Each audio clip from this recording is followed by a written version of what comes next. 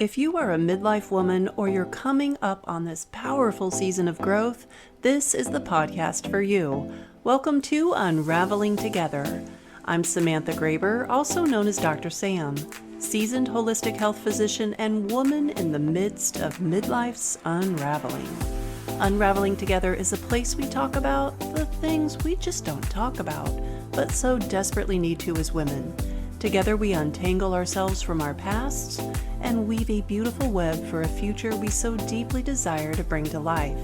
Grab a cup of chai, water, tea, or joe, and let's get to it.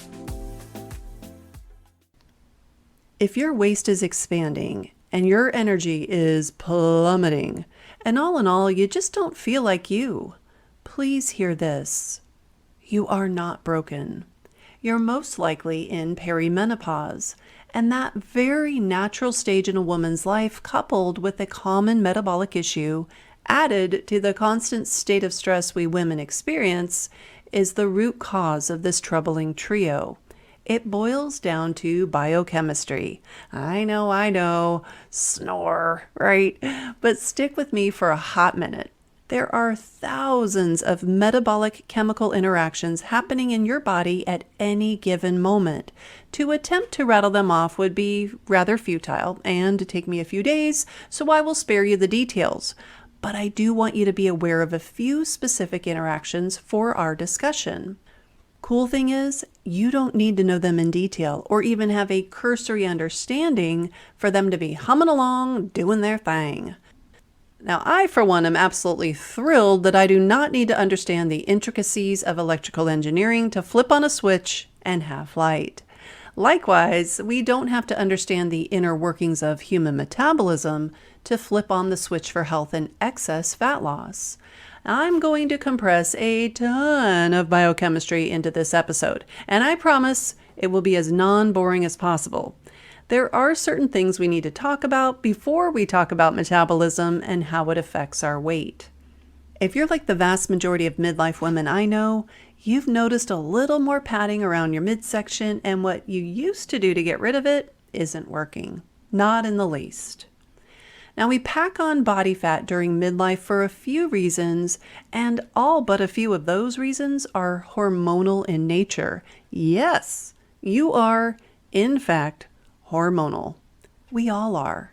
Men, women, children, especially those of the teenage variety. They are the touchiest of us all because of the wild ride their hormones take as they transition from little to no sex hormones floating around to a whole lot of sex hormones floating around as they try to find their equilibrium during puberty. The same thing happens, but in reverse, as women hit midlife. Estrogen is the main player here. She has 3 personalities. They're basically chemical forms. So each of those has a starring role in a different stage in our life.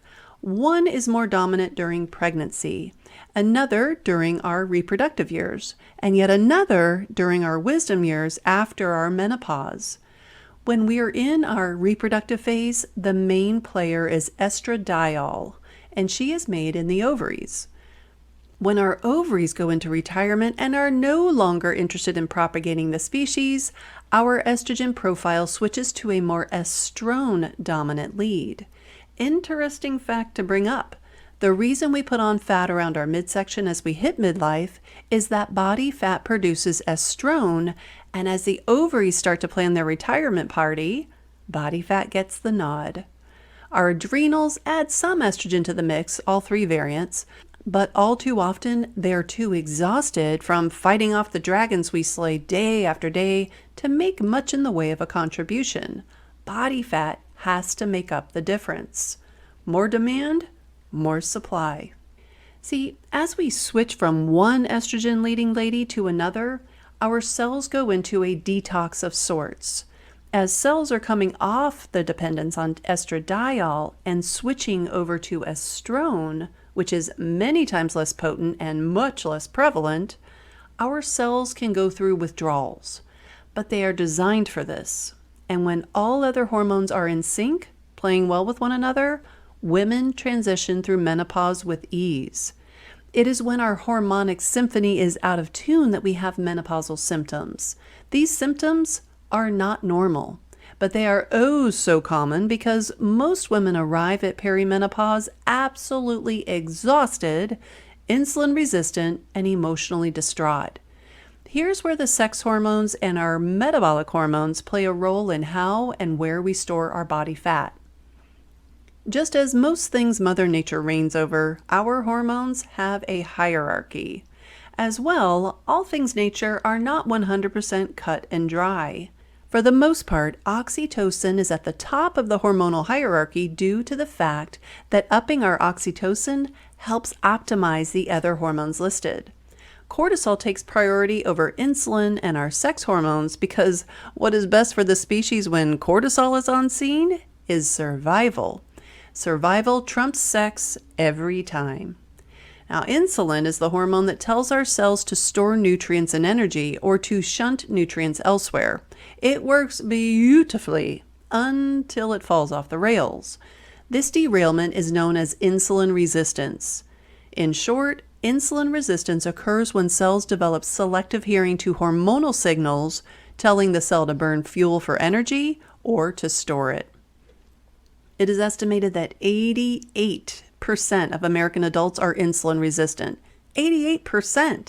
That means only 12% of us actually have a functional relationship with insulin.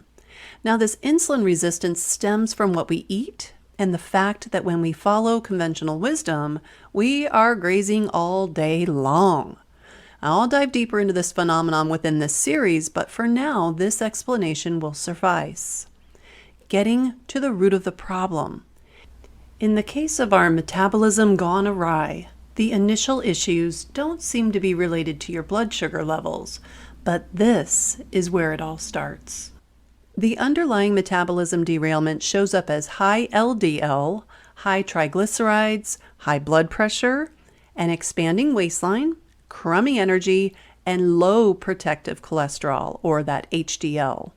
When a few of these issues are present in a person, they are diagnosed with metabolic syndrome. Metabolic! Here's the first clue: is a problem caused by food, and the medical community even named it. Despite the name, you come out of the doc's office scripts in hand. A statin for cholesterol, an angiotensin-converting enzyme or an ACE inhibitor for the high blood pressure, maybe a pill that obliterates your appetite so, quote-unquote, you don't eat so much, and so on. Boom! Nice little drug cocktail for you. Hundreds, if not thousands a month for Big Pharma. Now, if you had a spot on your lung, your doctor would immediately recommend you stop smoking. But in our obesity/blood sugar spectrum gone awry, your doc flies right past the what's causing the problem stop on the tour and lands smack dab in the pharmacy. Not one mention of stopping the offending activity. What is the offending activity? It is the consumption of carbohydrates. More specifically, it is eating more carbohydrates than the body can put to good use. Since carbs provide no structural support for any cell whatsoever, their only purpose in the body is for use as fuel. When they can't be used as immediate fuel, for reasons we'll get to in this series, the body has to do something with them, so it stores them for later. One way it does this is by shoving these carbs into the liver, muscle, and fat cells. The carbs you eat are broken down into individual sugar molecules to then be stored. In many cases, since later never comes, the fat cell becomes long-term storage. Just how long depends on the individual's biochemistry. Spoiler alert, you could pretty well classify excess body fat as an inability to use carbs efficiently for fuel. In other words, a carbohydrate intolerance. So unlike our smoking scenario, where we'd quit the offending activity, your doc recommends you eat quote-unquote better carbs and manage your sugars and weight with drugs. Across the board, eating carbs is touted as essential to a quote-unquote balanced diet and a necessity for all humans. To the carb intolerant, carbs are their nemesis. Now you may be asking why they recommend drugs for a food problem. That is the question of all questions, and you're not going to like the answer. The long and the short of it is ignorance and This is how we've always done it, 𝘗𝘧𝘐. And there's lots and lots of money in managing symptoms. Oh, and not to mention, they think you are too lazy to actually do anything about your problem. Their thoughts, not mine. So what can you do about your expanding waistline? The starting point for many when it comes to storing excess energy as fat lies at the feet of how your body responds to carbohydrate consumption. Therefore, we implement step number 5 of the 12-step strategy for a body and brain that just won't quit. Step number 5, count your carbs and make them count. So how much is too much, and what is the bottom line to keep you from becoming insulin resistant? If you don't track, which is step number 2, you won't know. Refer back to the number 1 reason midlife women seek my help and why it bums me out, which was episode 52, to review step number 2, track your actions. Now, some people can be flexible with their food sources. Others have to mind every single molecule of glucose. Well, almost to that extent. That is, until the metabolism is streamlined. There are absolutely no scientific studies that prove carbs are essential or that they balance out the diet. Now, we need foods that have carbs, like vegetables and fruits. FYI, I am specifically referring to the non-GMO, unadulterated versions because they provide essential nutrients and fiber. Make no mistake, it is not the carbohydrate that is essential. It is the nutrient alongside the carbohydrate. It is the fiber. These are the extent of our need for carbohydrate-containing foods. Now, if you're over 40, you thought or have been told that your excess fat stems from a hormone problem. I know I sure thought that. Let me shed a little light on this topic without diving in head first without a helmet.